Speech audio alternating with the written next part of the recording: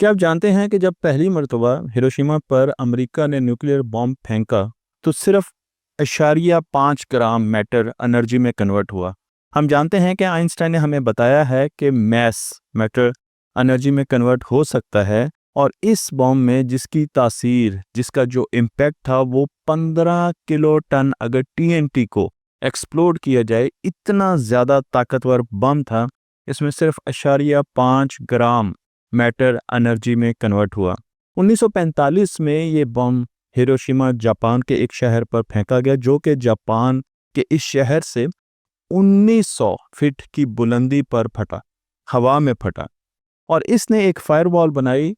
Firewall इतनी बड़ी थी कि उसके अंदर कई किलोमीटर तक इसकी फायरवॉल थी।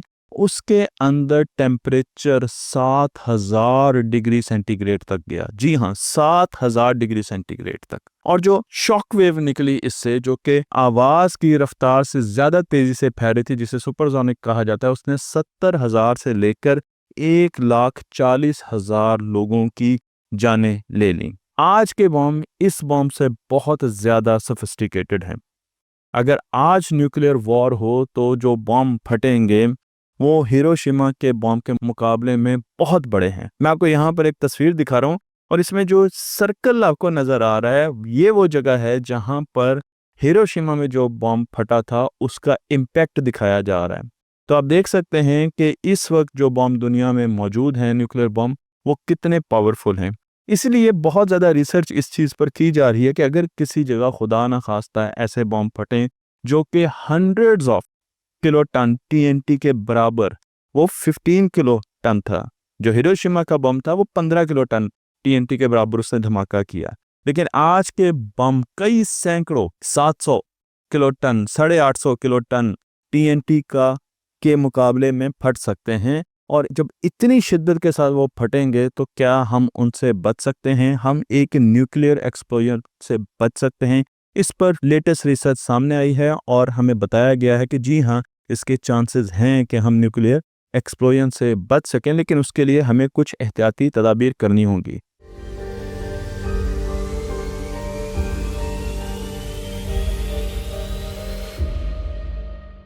मैं हूं दिल इम्तियाज और आप देख रहे हैं तख्ती ऑनलाइन। जब भी एक न्यूक्लियर एक्सप्लोजन होता है तो सबसे पहले जो इनिशियल ब्लास्ट होता है, उसकी आवाज आने से भी पहले हमें फ्लैश नजर आता है, रोशनी का फ्लैश नजर आता है।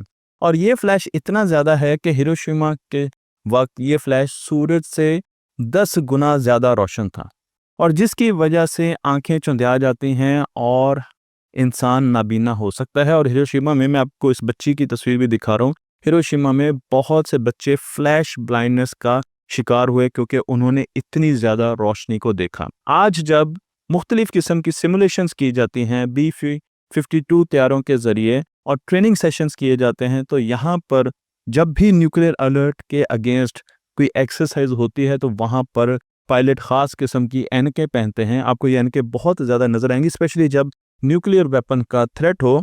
और इन एनकों के ज़रिए हम इस फ्लैश लाइट, जो इनिशियल फ्लैश लाइट है, इससे बच सकते हैं। जो बम आज हम अपने पास रखते हैं, उनसे ये फ्लैश लाइट 20 किलोमीटर के अंदर तक लोगों को अंधा कर सकती है। और यूं लगता है जैसे कि जमीन पर एक सितारा बनाने की कोशिश की जा रही है, इतनी ज्यादा रोशनी इसमें मौजूद होती है। तो पहला काम यह है कि जब हमें लगे कि एक तरफ बहुत ज्यादा रोशनी आई है तो हम उस तरफ देखें ना, क्योंकि इस मर्तबा जब जंग हुई ईरान और इसराइल में, तो उसमें भी ईरान की न्यूक्लियर फैसिलिटीज पर हमला हुआ। तो ज़रूरी नहीं है कि एक एक्सप्लोजन हो और बम ही गिराए तो हमें इस किस्म की सूरत हाल का सामना करना पड़े। अगर कोई मुल्क किसी और मुल्क पर हमला करता है और उसकी न्यूक्लियर फैसिलिटीज़ पर हमला करता है, उसके न्यूक्लियर साइंटिस्ट को मार देता है, तो वहाँ पर भी इस किस्म की ताबकारी का और इस किस्म की रोशनी के फैलने का खदशा मौजूद होता है। उसके साथ साथ ये भी कहा गया कि हम टैक्टिकल न्यूक्लियर वेपन्स का इस्तेमाल करेंगे, यानी छोटे न्यूक्लियर बॉम्ब्स का इस्तेमाल किया जाएगा, जिसे अब जंगों में इस्तेमाल करने के लिए बनाया जा रहा है। तो ऐसा नहीं है कि कोई बहुत बड़ी वॉर होगी और उसमें एक्सप्लोजन, न्यूक्लियर एक्सप्लोजन होगा तो हमें इन रेडिएशन से और इन फ्लैश लाइट से और इस ताबकारी से बचना होगा, बल्कि अब जंगों में मुस्तकबिल में जो लग रहा है, छोटे छोटे न्यूक्लियर वेपन्स का इस्तेमाल होगा। साइंसदानों ने बहुत ज़्यादा रिसर्च की और मैं आपको लेकर चलता हूँ एक रिसर्च पेपर की तरफ जो कि फिजिक्स ऑफ फ्लूइड जर्नल में पब्लिश हुआ और इसे पब्लिश किया डिमिट्रिस ट्राइकाकिस ने, जो कि एक फ्लूइड डायनामिक्स रिसर्चर हैं यूनिवर्सिटी ऑफ निकोसिया साइप्रस में। और इन्होंने बहुत सी सिमुलेशंस की, लेकिन इससे पहले हमें ये समझना होगा कि जब एक न्यूक्लियर एक्सप्लोजन होता है एक सेंटर पे, तो कितनी किस्म की जोन्स पैदा होती हैं और उन जोन्स में किस किस्म की डिस्ट्रक्शन होती है। तो मैं आपको यहाँ पर एक तस्वीर दिखा रहा हूँ जो कि बहुत आम से न्यूक्लियर वेपन का जो इम्पैक्ट है उसको जाहिर करती है। और आप अगर बीच में देखें तो यहाँ पर न्यूक्लियर एक्सप्लोजन हुआ है और सबसे पहली जो जोन है वो है कंप्लीट डिस्ट्रक्शन जोन, जो कि 1.6 किलोमीटर तक मुहित होती है, जिसके अंदर कोई चीज़ बचती नहीं है। फिर हमारे पास सीवियर डैमेज जोन होती है जो कि तकरीबन 2 किलोमीटर तक मुहित होती है। और उसके बाद मॉडरेट डैमेज जोन होती है 3.2 किलोमीटर। और फिर लाइट डैमेज जोन होती है जो कि 5.6 किलोमीटर के सर्कल पर फैली होती है। लेकिन साथ साथ ये बता दूं कि जिस तरीके से बम बड़े होते जा रहे हैं, इसी तरीके से ये जोन्स का एरिया भी बढ़ता जा रहा है। क्योंकि न्यूक्लियर एक्सप्लोजन का एक्सपेरिमेंट ज़मीन पर तो किया नहीं जा सकता, इसलिए हमने कंप्यूटेशनल फ्लूइड डायनामिक्स CFD की मदद ली और कंप्यूटर सिमुलेशंस की और देखा कि हम डैमेज जोन में बच सकते हैं। मैंने आपको बताया था कि डैमेज जोन वो जोन है जहां पर न्यूक्लियर इम्पैक्ट के बाद बहुत ज़्यादा, यानी करीब के किलोमीटर्स की बात कर रहे हैं हम, 2 किलोमीटर 3 किलोमीटर इनकी बात कर रहे हैं। तो ये वो जगह है जहां पर इंसान बच सकते हैं, बहुत करीब हैं इस एक्सप्लोजन के। और ये जो सिमुलेशंस की गई हैं ये ऑटोडेस्क में की गई हैं। और मैं आपको यहाँ पर एक सिमुलेशन दिखा रहा हूँ, एक सिनेरियो दिखा रहा हूँ जिसमें एक 3D सिमुलेशन है, जिसमें एक एक्सप्लोजन किया गया है, न्यूक्लियर एक्सप्लोजन किया गया है। और जब ये एक्सप्लोजन हुआ तो इसके 10 सेकंड बाद शॉक वेव आई है। 750 किलो टन TNT के बराबर ये एक्सप्लोजन है, काफी बड़ा एक्सप्लोजन है जो कि एक बड़े मेट्रोपॉलिटन सिटी को खत्म कर सकता है। इसकी जो रेडियस है शॉक वेव का वो है 4.6 किलोमीटर। और आप देख सकते हैं कि शॉक वेव को बनाया भी गया है एक बबल की तरह और आपको तस्वीर भी दिखाई गई है।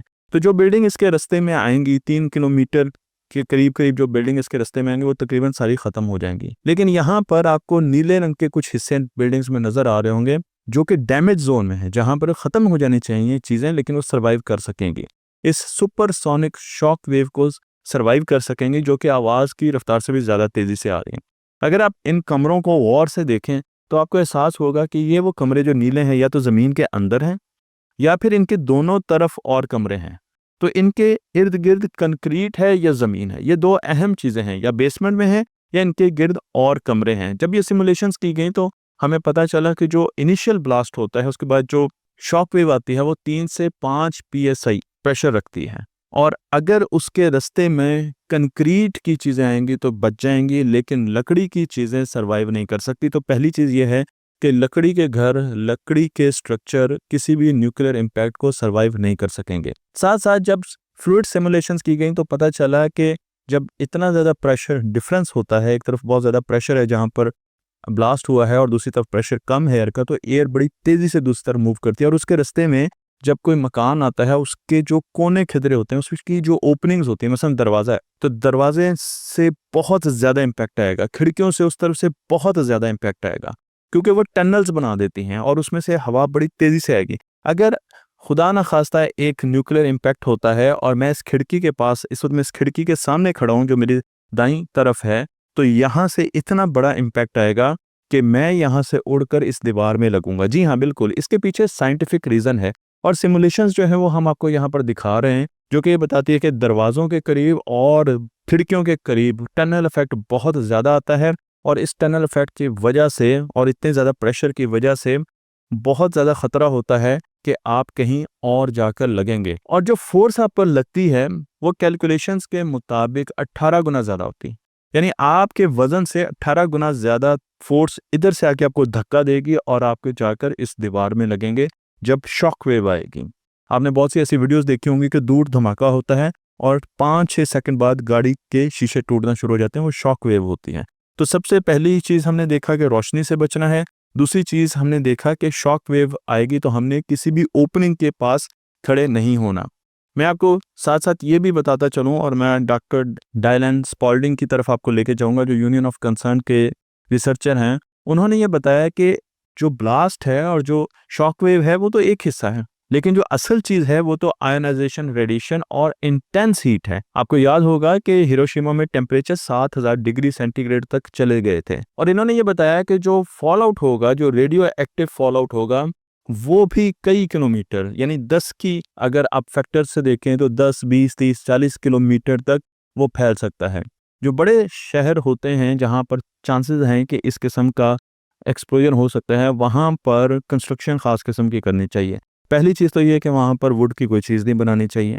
दूसरी चीज़ ये है कि वहाँ पर अंडरग्राउंड बहुत चीज़ें बनानी चाहिए। तो हमें अपने शहरों में लाहौर, कराची, इस्लामाबाद, जहाँ खुदा न खास्ता हमें ये डर है कि किसी भी जंग की सूरत में वहाँ पर न्यूक्लियर वेपन बड़े शहरों में फेंका जा सकता है, वहाँ पर लोगों को अपने घरों के नीचे ज़रूर कंस्ट्रक्शन करनी चाहिए और कमरे बनाने चाहिए। ये कमरे कंक्रीट के होने चाहिए, इसमें एल्यूमिनियम होनी चाहिए। कुछ जगह पर यह लिखा है कि इसमें किताबें और आप ईंटें भी भर सकते हैं, आप फर्नीचर भी रख सकते हैं, खाली कमरे नहीं होने चाहिए। तो कमरे एक तो भरे हुए होने चाहिए और उनकी ओपनिंग नहीं होनी चाहिए, बस एक दरवाज़ा है और उसके साथ एक वेंटिलेशन सिस्टम लगा होना चाहिए। ऐसा नहीं होना चाहिए कि वो कमरा कई जगहों से खुलता हो और उसके ऊपर से कुछ रोशनदान हो जो कि बाहर की तरफ जा रहे हो। तो आपने टोटल कंक्रीट का कमरा बनाना है। उसकी वजह यह है कि जब एक रेडिएशन आती हैं तो अल्फा वेव, गामा वेव्स और बीटा वेव्स निकलती हैं। अल्फा और बीटा वेव्स कम पेनिट्रेट करती हैं, लेकिन गामा वेव्स बहुत ज़्यादा पेनिट्रेट करती हैं।